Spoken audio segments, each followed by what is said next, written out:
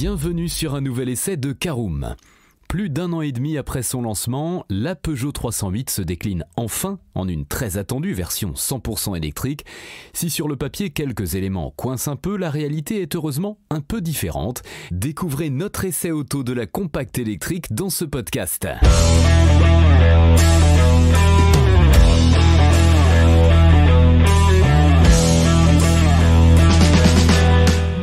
Bienvenue pour un nouvel épisode des essais de Caroom. Chaque mercredi, on vous partage nos expériences, avis et notes sur les modèles que nous essayons pour répondre au mieux à vos besoins sur l'automobile.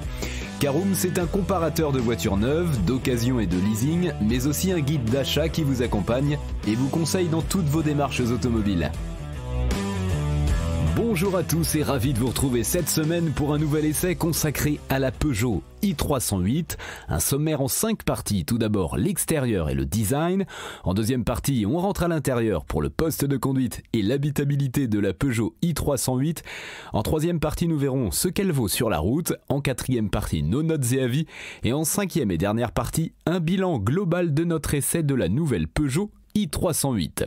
Alors comme tous les constructeurs, Peugeot va devoir s'activer un peu pour électrifier sa gamme. En effet, à partir de 2035, l'Union européenne va interdire la vente de voitures thermiques, hormis quelques petites exceptions pour les constructeurs qui vendent moins de 1000 autos par an.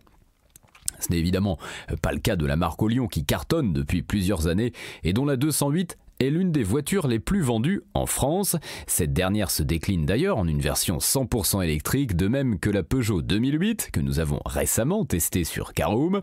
Mais deux modèles électriques, cela était un peu léger pour le constructeur qui travaille au lancement de sa i408 et qui a récemment levé le voile sur sa nouvelle i3008. Mais ce n'est pas tout, car cela faisait un bout de temps que le constructeur avait annoncé une déclinaison électrique de sa 308. Et pour cause, c'est en 2021 que la version standard fut officiellement dévoilée et il était logique qu'elle ait aussi le droit à une variante zéro émission.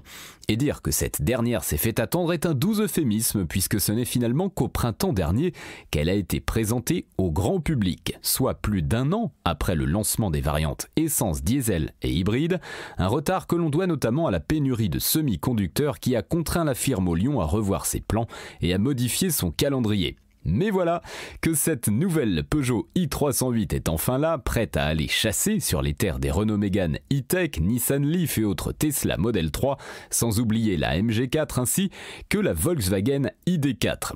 Cette nouvelle arrivante sur le marché aura donc fort à faire pour se démarquer de ses nombreuses rivales, d'autant plus que certains éléments de sa fiche technique paraissent un peu légers, comme sa puissance de seulement 156 chevaux. Mais ne partons pas défaitistes pour autant, car la compacte électrique possède également plusieurs cartes à jouer pour séduire les clients. Nous avons tenté de le découvrir lors de notre prise en main de quelques jours, afin de vous donner un avis complet sur cette Peugeot i308. C'est parti! On ouvre donc notre première partie qui concerne l'extérieur et le design de notre Peugeot i308. Alors lorsque l'on regarde pour la première fois cette Peugeot i308 et qu'on la voit dans la rue, il est presque impossible de savoir s'il s'agit bien de la version 100% électrique ou non, et pour cause, la compacte conserve également le même style, quelle que soit la motorisation qu'elle cache sous son capot. À vrai dire, ce n'est pas nouveau, puisque cela fait un petit bout de temps que le constructeur utilise cette stratégie et propose plusieurs versions d'une seule et même voiture afin de laisser le choix aux clients. C'est tout le contraire de certaines marques comme Volkswagen ou Mercedes qui conçoivent des modèles bien à part dans le catalogue. Résultat, la 308 zéro émission reprend tous les attributs de la version standard avec ses traits particulièrement agressifs et anguleux, ainsi que les crocs lumineux à l'avant.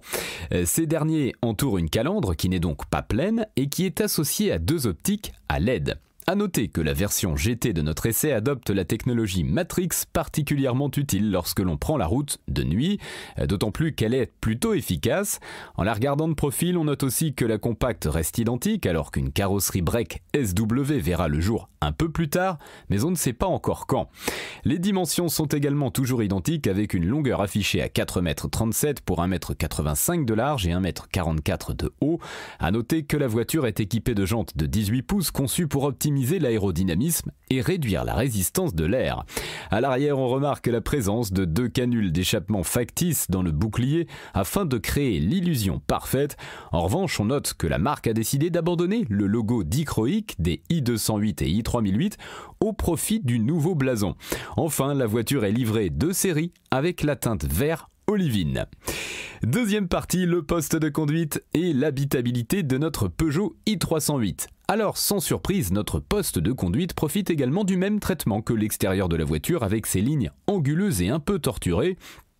Par ailleurs, les connaisseurs remarqueront également qu'il est strictement identique à celui de la version standard que l'on connaît depuis plus d'1 an et demi, ce qui permet aux clients de ne pas être dépaysés, mais aussi à la marque de ne pas trop dépenser. Ce qui est donc un avantage, même si cet intérieur n'est pas dénué de défauts non plus. En effet, il offre malheureusement une ergonomie très moyenne, notamment lorsque l'on compare avec la précédente génération. Dommage, car l'ensemble n'est alors pas forcément évident à prendre en main au début, alors que les iToggles demandent un peu de temps. Ces dernières sont personnalisables et jouent le rôle de raccourci vers les fonctionnalités de l'écran tactile. Bien évidemment, l'iCockpit cher à la marque est ici reconduit sur cette génération. Ce dernier associe toujours un petit volant en position très basse ainsi qu'un combiné numérique installé au-dessus. L'ensemble reste toujours très agréable et intuitif, mais dommage que ce dernier ne soit malheureusement pas personnalisable. Il est en revanche très clair et affiche toutes les informations importantes pour la conduite.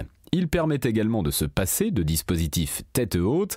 L'écran tactile de 10 pouces demande là encore un peu de temps d'adaptation, mais il est compatible avec Apple CarPlay et Android Auto sans fil. Dommage cependant qu'il ne soit pas équipé d'un planificateur d'itinéraire intégré, contrairement à d'autres modèles concurrents. Globalement, la présentation du poste de conduite est très réussie, tandis que la qualité est au rendez-vous en ce qui concerne les matériaux. Les sièges sont confortables et certifiés par l'organisme allemand AGR, tandis qu'ils sont aussi chauffants. L'habitabilité est correcte, mais elle n'est pas la meilleure du segment, tandis que le volume de coffre est affiché lui à 361 litres. Allez, on part faire un tour, voyons ce que vaut notre Peugeot i308 sur la route. C'est notre troisième partie. Alors si certains constructeurs multiplient les versions, ce n'est absolument pas le cas du groupe Stellantis qui tient au contraire à rationaliser les gammes de ces différentes marques pour des raisons évidentes de coûts de développement et de production. Ainsi, l'entreprise, fruit de la fusion entre PSA et FCA, ne propose qu'une seule motorisation pour l'ensemble de ses véhicules électriques.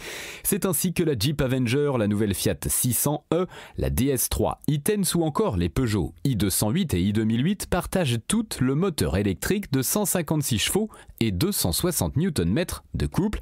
Et cocorico, ce dernier est fabriqué en France au sein de l'usine de Trémery.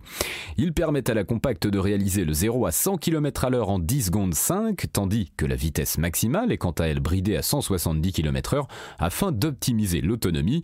Alors si la Peugeot 308 électrique n'est pas une sportive, elle affiche toutefois des performances suffisantes.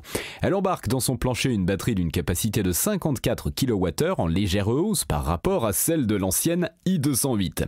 Ainsi, elle offre une autonomie de 410 km en cycle mixte selon l'homologation WLTP. Une valeur qui reste dans la moyenne du segment, tandis que la Tesla Model 3 peut quant à elle atteindre les 554 km dans sa version d'entrée de gamme. La 308 peut rouler jusqu'à 527 km en conduite purement urbaine, et cela notamment grâce à la récupération d'énergie au freinage. On déplore toutefois qu'elle ne puisse pas être gérée par des palettes au volant pour plus de flexibilité, mais si la compacte électrique est parfaite pour les trajets de tous les jours, elle s'apprécie aussi sur des trajets un peu plus sinueux. Cependant, elle perd un peu en dynamisme par rapport à l'ancienne génération en raison de son poids en hausse. On note aussi que l'amortissement est plus souple, tandis que la plateforme ICMP qui a su faire ses preuves au fil des années reste toujours à la hauteur des attentes. La voiture se comporte globalement bien, mais elle gagnerait à perdre quelques kilos sur la balance alors qu'elle est affichée à 1684 kg, qui se ressentent beaucoup en conduite, et pour cause, ces derniers nuisent au dynamisme de la compacte ainsi qu'à son agilité, bien qu'elle reste au-dessus de la plupart de ses rivales sur ce point. On apprécie en effet la direction consistante, informative et directe qui se raffermit légèrement en mode sport. Et globalement, cette Peugeot i308 fait preuve d'une grande polyvalence et se sent à l'aise partout. C'est aussi le cas sur les voies rapides, d'autant qu'elle profite d'une très bonne isolation même à haute vitesse, un point dont toutes les voitures ne peuvent se targuer.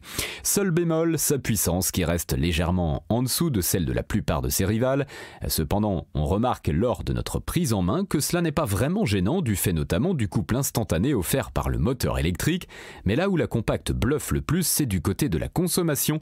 Si elle est annoncée à 15 kWh pour 100 km sur le papier, nous avons réussi à descendre autour des 13,9 kWh pour 100 km. La recharge de 10 à 80% s'effectue quant à elle en 27 minutes sur une borne en courant continu de 100 kW, tandis que la voiture est compatible avec la charge en courant alternatif à une puissance de 11 kW. Elle est également livrée de série avec une pompe à chaleur.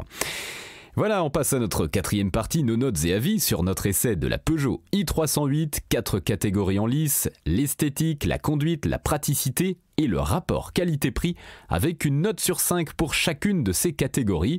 On commence par l'esthétique et c'est un 5 sur 5, un design qui a fait ses preuves et qui ne manque pas de caractère. En conduite 4 sur 5, si elle est moins dynamique qu'avant, la compacte fait preuve d'une belle polyvalence.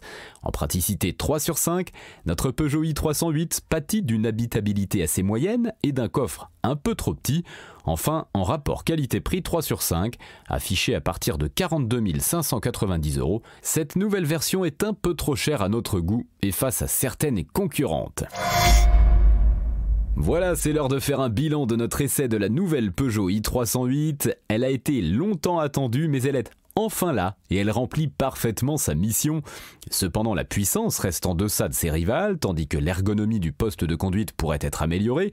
Dans l'ensemble, la compacte électrique se montre très convaincante grâce à ses bonnes prestations routières. Elle est polyvalente, agréable à regarder et possède un intérieur haut de gamme affichant une belle qualité perçue et au toucher.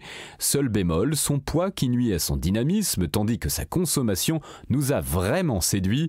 Cependant, le prix reste élevé par rapport aux prestations globales, notamment face à la Tesla Model 3 qui est un peu plus intéressante.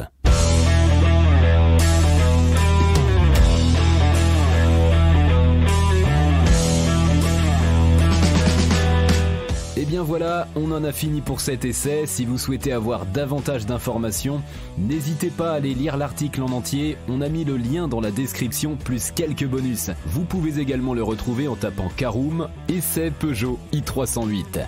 Et si vous avez encore des questions, vous pouvez laisser un commentaire sur l'article ou les poser sur notre forum. Merci d'avoir écouté cet épisode jusqu'au bout. S'il vous a plu, n'hésitez pas à vous abonner au podcast depuis votre plateforme préférée, à le partager autour de vous et sur vos réseaux sociaux. On en profite aussi pour vous demander de nous laisser une note et un avis sur Apple Podcast. Votre avis nous aidera à gagner en visibilité, ce serait vraiment sympa de votre part. Si vous souhaitez vous renseigner davantage pour l'achat d'une voiture neuve ou d'occasion, ou que vous voulez encore plus de conseils et de bons plans, rendez-vous sur www.caroom.fr. Si vous avez encore des questions, des remarques ou des recommandations, n'hésitez pas à nous contacter sur nos réseaux sociaux. Merci encore et à mercredi prochain pour un nouvel essai du podcast de Caroom.